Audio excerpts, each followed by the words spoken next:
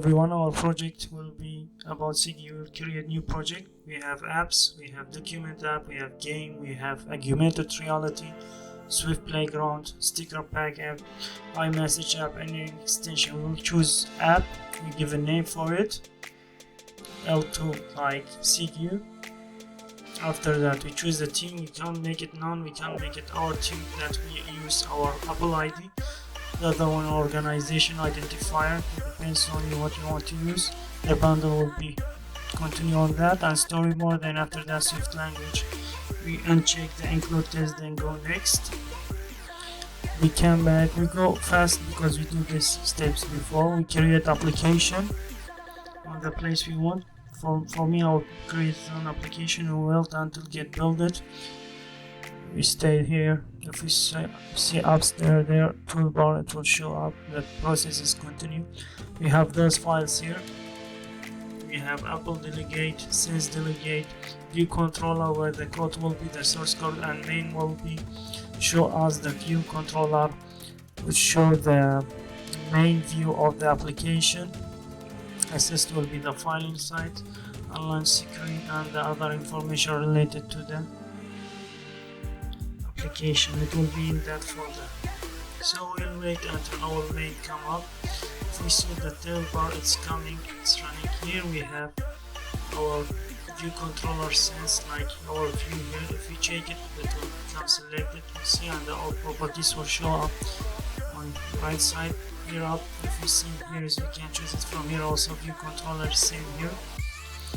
There is other details here as well, and other properties we can choose it. View controller, we will see the coding area. Here we can code on it.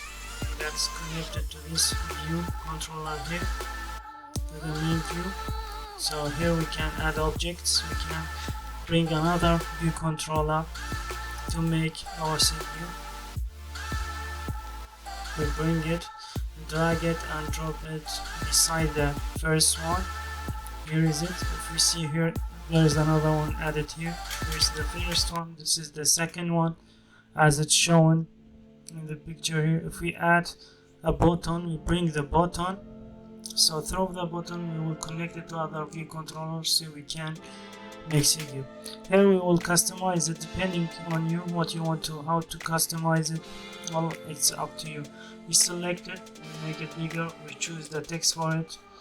Let me select it again and give a text for it, like example, make it like 50 maybe. It's not getting changed. Okay, let me try something else. I think we'll choose bold and we'll make it a done. It doesn't change until now, so we try to change it again.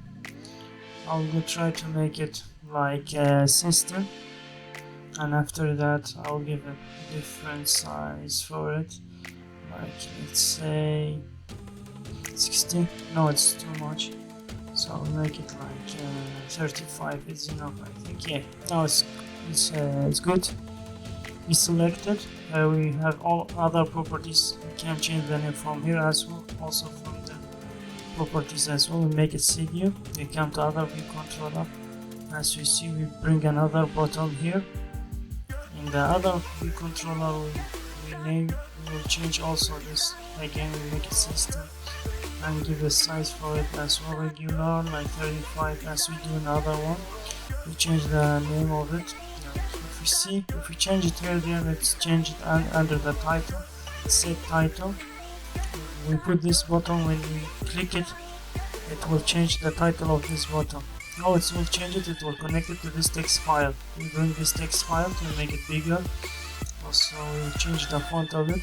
Let's make it alignment to the button. Let me select it, just a minute, yes. Okay, here is it. If we make placeholder, look, it's empty, enter the title of button.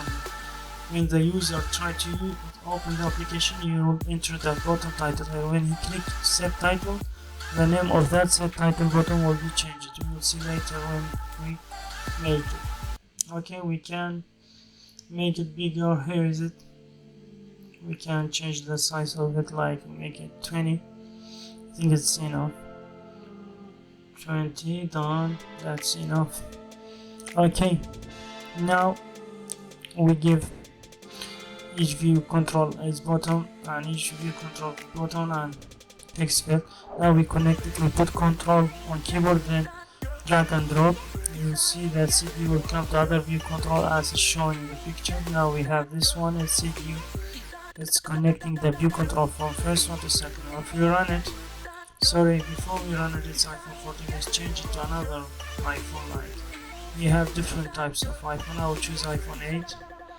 Let be the middle one. For example, we run it, it get builded. If you check the toolbar up there, there is a circle going to blue until get completed. It will be run in simulator. I run it in the simulator before it will take little time. Here our application will come up. The first view controller should be contain segue button. So we click it, so we can go to another segue, to another view controller. If we click it here, it should go to other one. Here we didn't make any coding, so it's still same. We come back to our program. We will try to make different things right now. If we come back to our folders, we stop the running application. On main folder, we will make a new file and we will make it Cocoa Touch class. From here, we can make another view controller source code. We make it myviewcontroller, so we connect it to another second view controller. Now we keep it in same folder. You don't forget that subclasses of myviewcontroller. Also it's Swift language as well. We give next, we put it in same folder that we are using right now, so it doesn't go another place, so it will be connected easily. We will take it here and bring it, we'll close it, bring it next to the view controller here in folder. Yeah, that's enough there. Let's close it.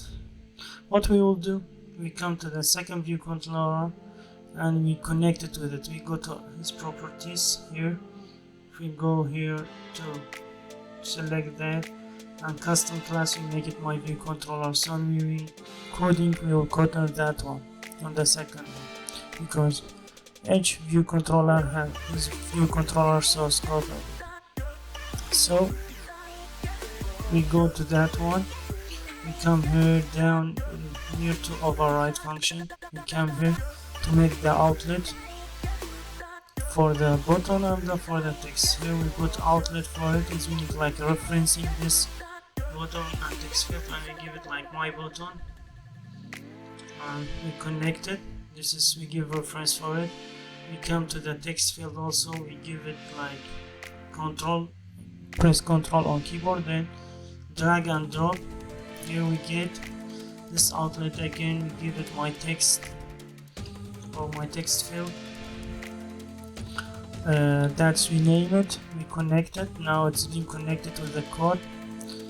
The user interface and code source code is connected. Now we need to make an action for this button. When it's getting, click it or press it. We give like my button action, and we make the type UI button, our button that we are using, and connect it. Now we have function. When someone click on this button, let's get run. That function will get run. We will check here. Here is our outlet for text field. Here's our outlet for button as a reference for them as you define them in the code. Here is our function for clicking the button. This is how we define them here. We will come what we need when someone enter text in the text field. When you click the button, it should be changed.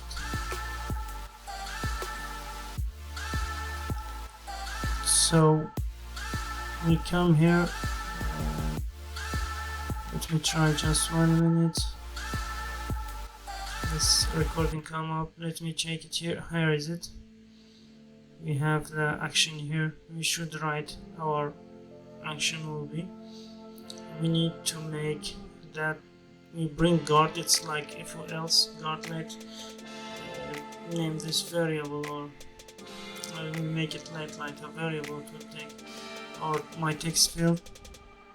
My title will be this variable, will contain the text field, text from text field.